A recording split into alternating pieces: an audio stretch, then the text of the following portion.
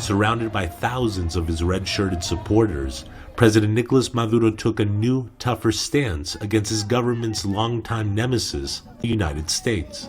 During a political rally on Saturday, the Venezuelan president said an unspecified number of Americans were arrested on suspicion of espionage and plotting to overthrow his government.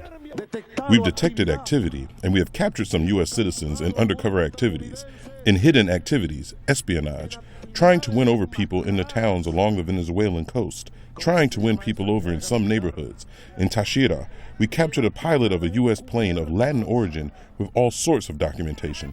Maduro in recent weeks has accused Washington and Venezuela's opposition of trying to organize a coup to force him out of office. He recently arrested Caracas Mayor Antonio Ledesma for his alleged role in the plot, and also briefly detained 4 U.S. missionaries for possible espionage activity. At Saturday's rally, Maduro said these incidents prompted him to enact new restrictive measures against Washington. This includes visa requirements for U.S. citizens and a reduction of U.S. embassy personnel in Caracas.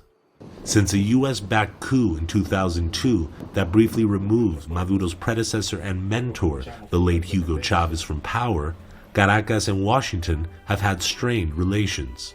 Both the U.S. and Venezuela have recalled their ambassadors, and recently, Washington levied sanctions on Caracas for Maduro's tough response to last year's violent opposition protests.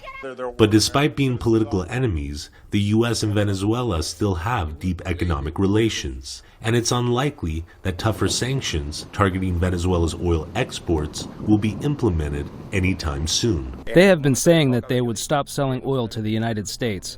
But we have been hearing this since Chavez was president in 2000. Now 15 years have passed and Venezuela is still selling oil to the U.S. It is because we are completely dependent on the U.S. and it is our biggest economic partner.